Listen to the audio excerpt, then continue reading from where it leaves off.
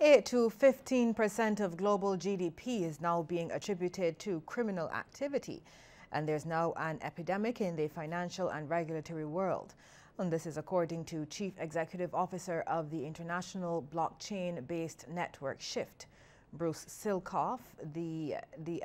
Says identity remains the biggest target because such information is stored in a central location.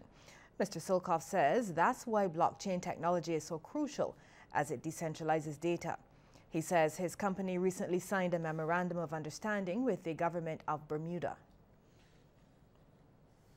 We are leveraging blockchain and machine learning or artificial intelligence to increase the security of data by 100-fold.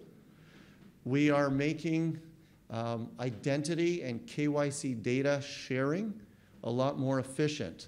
Currently, KYC for AML purposes is a regulatory compliant measure that's put in place by governments and agencies like the OECD. It's a cost of doing business for a lot of financial institutions.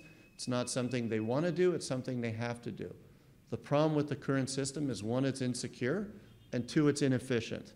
I talked about the security aspect. In terms of efficiency, we are creating a network where KYC data is shared through an attested trust anchor network.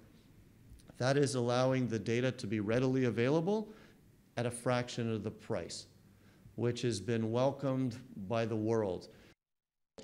Mr. Silcoff says they're looking forward to working with the Barbados government and explained how they have been able to stop the brain drain in Bermuda.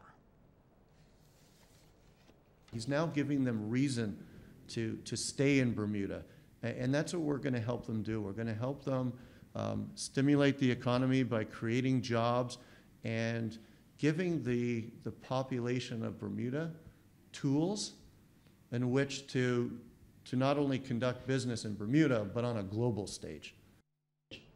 A local commercial bank is continuing to show its corporate social responsibility with a key donation to an organization that looks out for the well-being of homeless Barbadians. The Barbados Vagrants and Homeless Society has received the much-needed financial boost from First Caribbean International Bank to assist with its efforts. Okimar Safri, president of the society, which provides food, clothing and rehabilitative programs for homeless people across the island, recently accepted the second tranche of a 5-year agreement with CIBC First Caribbean International Bank, and that totals $100,000. Now, expressing his thanks to the bank for their continued support, Mr. Safri said the $20,000 injection will not only assist with their feeding program, but will also help to advance their building fund.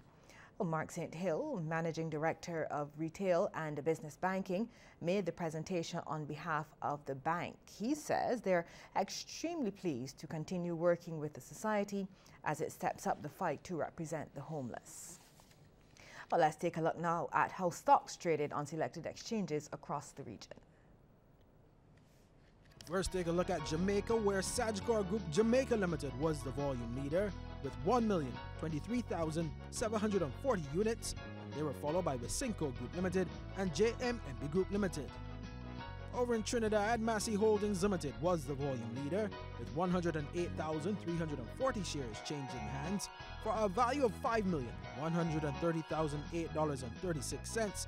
They were followed by Sagicor Financial Corporation Limited and Trinidad and Tobago NGL Limited. And right here in Barbados, Goddard Enterprises Limited was the sole security, trading 1,331 shares at $12.02 each.